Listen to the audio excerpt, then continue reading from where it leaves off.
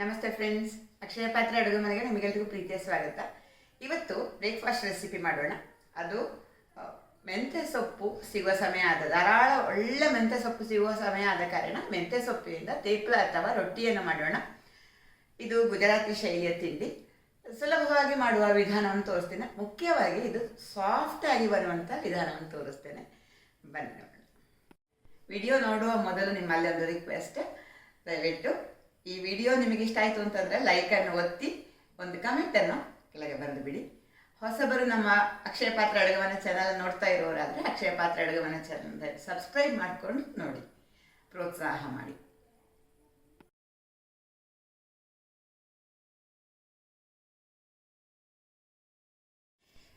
ಸೊಪ್ಪನ್ನು ಪ್ರಿಸರ್ವ್ ಮಾಡಲಿಕ್ಕೆ ನಾವು ಒಂದು ವಿಧಾನವನ್ನು ತೋರಿಸ್ತೇನೆ ನಾನು. ನಮಗೆ ಧಾರಾಳ ಸೊಪ್ಪು ಸಿಗುವಾಗ ಅದನ್ನು ತಂದು ಚೆನ್ನಾಗಿ ತೊಳ್ಕೊಳ್ಬೇಕಾಗ್ತದಲ್ಲ. ಚೆನ್ನಾಗಿ ತೊಳೆದು ನಾವು ಡಬ್ಬದಲ್ಲಿ ಹಾಕಿಟ್ಟರು ಕೊಳ್ತು ಹೋಗ್ತದೆ. ಅದಕ್ಕೋಸ್ಕರ ನಾನಿಲ್ಲಿ ನೋಡಿ ಆಡಿಯವರ ಯೂನಿರ್ಯಾಪ್ಸ್ ಬ್ರೌನ್ ಪೇಪರ್ ಫಾಯಿಲನ್ನು ಬಳಸ್ತಾ ಇದ್ದೇನೆ.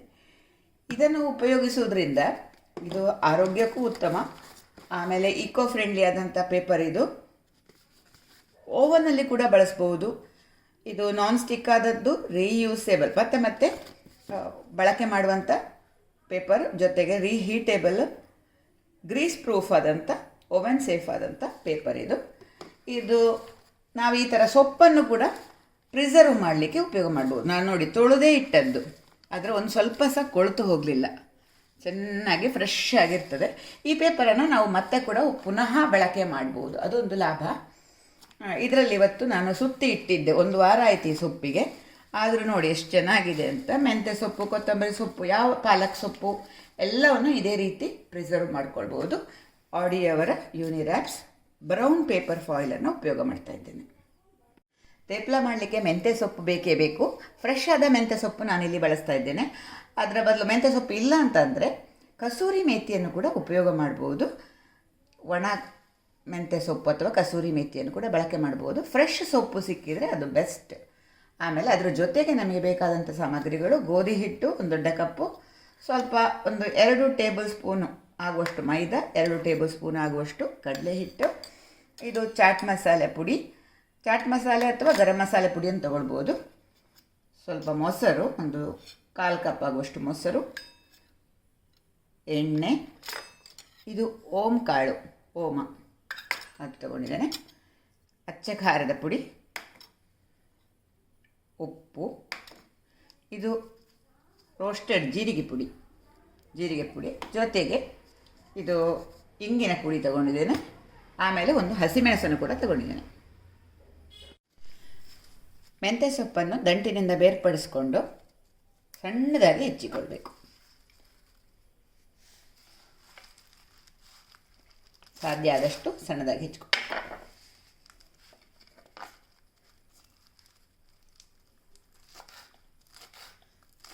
ದಂಟಿದ್ರೆ ಲಟ್ಟಿಸ್ಲಿಕ್ಕೆಲ್ಲ ಕಷ್ಟ ಆಗ್ತದೆ, ಹಾಗಾಗಿ ಬರೀ ಸೊಪ್ಪನ್ನಷ್ಟೇ ಬಳಕೆ ಮಾಡಬೇಕು.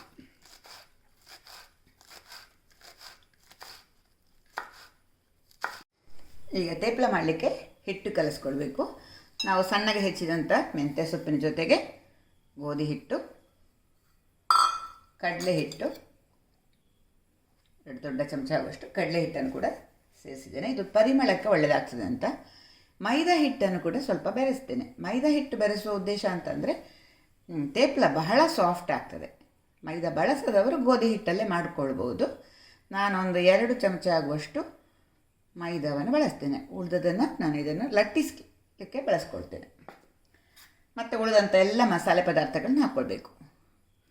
ಚಾಟ್ ಮಸಾಲೆ ಪುಡಿ, ಅಚ್ಚ ಖಾರದ ಪುಡಿ, ಇದು ಸ್ವಲ್ಪ ಜಜ್ಜಿಟ್ಟಂಥ ಹಸಿಮೆಣಸು,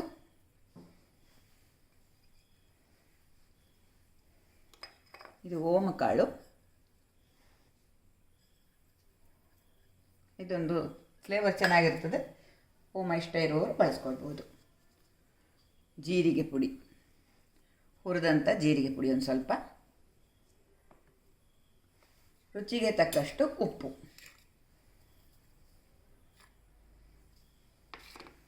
ಆಮೇಲೆ ಎಣ್ಣೆ ಎಲ್ಲವನ್ನು ಜೊತೆಗೆ ಹಾಕ್ಕೊಂಡು ಸ್ವಲ್ಪ ಮೊಸರನ್ನು ಕೂಡ 2 ಸ್ಪೂನ್ ಹಾಕ್ತಾಯಿದ್ದೇನೆ. ಇದನ್ನು ಕಲಿಸ್ಕೊಂಡು ಉಪ್ಪು ಮಿಶ್ರ ಆಗಲಿ. ಆಮೇಲೆ ಮೊಸರು ಮತ್ತು ನೀರನ್ನು ಹಾಕಿ ಕಲಿಸ್ಕೊಳ್ಳೋದು. ಮೊಸರು ಹಾಕುವುದರಿಂದ ಕೂಡ ತೇಪ್ಲ ಸಾಫ್ಟಾಗಿ ಬರ್ತದೆ. ಮೈದಾ ಮತ್ತು ಮೊಸರು ಇದರಲ್ಲಿ ಟಿಪ್ಸ್ ನಾನು ಹೇಳಿದಲ್ಲಾಗಲಿ ಸಾಫ್ಟಾಗಿ ಬರಲಿಕ್ಕೆ ಹೇಳ್ತೇನೆ ಅಂತ. ಮೈದಾ ಮತ್ತು ಮೊಸರು, ಸ್ವಲ್ಪ ಅರಸಿನ ಪುಡಿಯನ್ನು ಕೂಡ ಹಾಕ್ಕೊಳ್ತೇನೆ. ಕಲರ್ ಚೆನ್ನಾಗಿ ಬರ್ತದೆ ಅಂತ, ಪರಿಮಳವು ಚೆನ್ನಾಗಿರ್ತದೆ.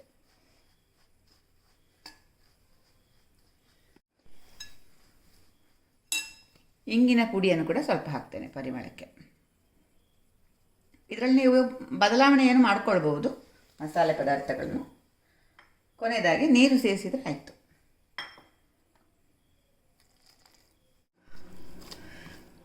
ಈ ಥರ ಹಿಟ್ಟು ಕಲಸಿ ಆಯಿತು. ಕೊನೆಯದಾಗಿ ಒಂದು ಸ್ವಲ್ಪ ಎಣ್ಣೆ ಹಾಕಿ ಕವರ್ ಮಾಡಿ ಒಂದು 15ರಿಂದ 20 ನಿಮಿಷ ನೆನೆಯಲಿಕ್ಕೆ ಇಡೋಣ. ಅರ್ಧ ಗಂಟೆ ಇಟ್ಟರೂ ಆಗ್ಬೋದು. ಅರ್ಧ ಗಂಟೆ ಕಳೆದ ಮೇಲೆ ನಾವು ಇದನ್ನು ಲಟ್ಟಿಸ್ಕೊಳ್ಬೋದು.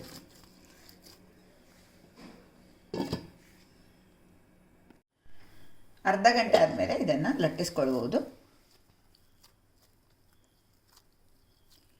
ಸಣ್ಣ ಉಂಡೆಗಳು ಸಾಕಾಗ್ತದೆ, ಅಂದರೆ ತೆಳ್ಳಗೆ ಮಾಡ್ಬೋದು.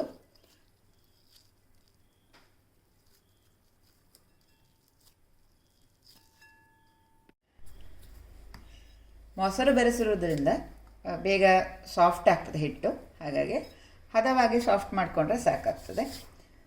ನಾವು ಉಂಡೆ ಮಾಡುವಾಗ ಕೈಗೆ ಎಣ್ಣೆ ಅಥವಾ ಮೈದಾವನ್ನು ಅಥವಾ ಗೋಧಿ ಹಿಟ್ಟನ್ನು ಈ ಥರ ಹಚ್ಚಿಕೊಳ್ಬೋದು.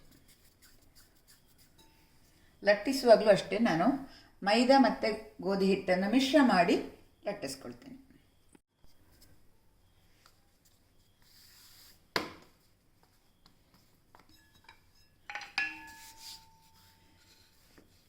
ಈ ಥರ ಮಾಡುವಾಗ ತೆಳ್ಳಗೆ ಕೂಡ ಲಟ್ಟಿಸ್ಕೊಳ್ಬೋದು. ತೆಳ್ಳಗೆ ಸಾಫ್ಟ್ ಆದಂಥ ಪರೋಟ ಅಥವಾ ತೇಪ್ಲ ರೆಡಿ ಆಗ್ತದೆ.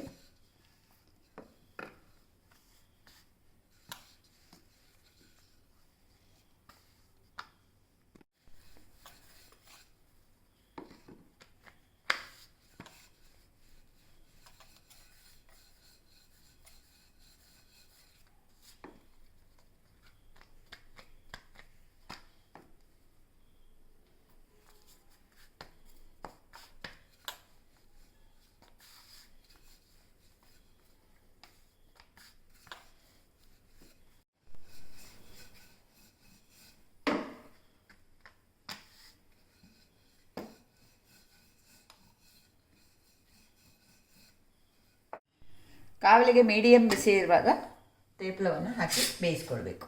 ಎರಡೂ ಬದಿ ಹದವಾಗಿ ಕೆಂಪಾಗಬೇಕು. ಜಾಸ್ತಿ ಕೆಂಪಾಗಲಿಕ್ಕೆ ಹೋದರೆ ಗಟ್ಟಿ ಆಗ್ತದೆ. ಹಾಗಾಗಿ ಮೀಡಿಯಮ್ ಉರಿ ಸಾಕು. ಲೋ ಫ್ಲೇಮು ಅಲ್ಲ, ಹೈ ಫ್ಲೇಮು ಅಲ್ಲ.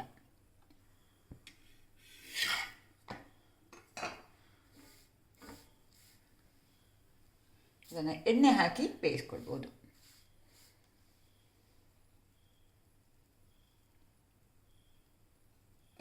ಸಣ್ಣ ಸಣ್ಣ ಗುಳ್ಳೆ ಬಂದರೆ ಸಾಕು.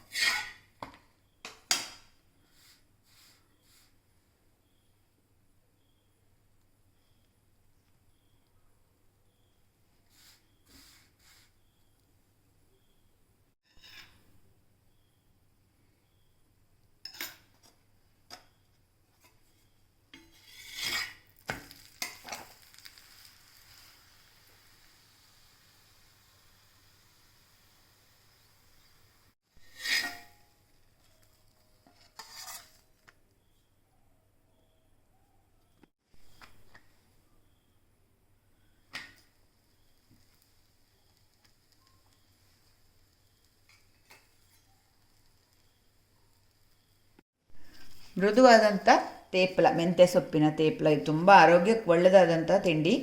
ಮಕ್ಕಳಿಗೆ ಟಿಫಿನ್ ಬಾಕ್ಸಿಗೆ ಹಾಕ್ಕೊಡ್ಲಿಕ್ಕೂ ಚೆನ್ನಾಗಿರ್ತದೆ. ಒಂದು ದಿವಸ ಬಿಟ್ಟು ಕೂಡ ಇದನ್ನು ತಿನ್ಬೋದು. ಮೃದುವಾಗಿದೆ ನೋಡಿ, ಈ ಥರ ಇಷ್ಟ ಹತ್ತಿ ಹಾಗೆ ಸಾಫ್ಟಾಗಿ ಬರ್ತದೆ. ಇದನ್ನು ರೋಲ್ ಮಾಡಿ ಇಡ್ಬೋದು ಅಥವಾ ಮಕ್ಕಳಿಗೆ ಟಿಫಿನ್ ಬಾಕ್ಸಿಗೆ ಹಾಕ್ಕೊಳ್ಬೋದು ತೇಪ್ಲ.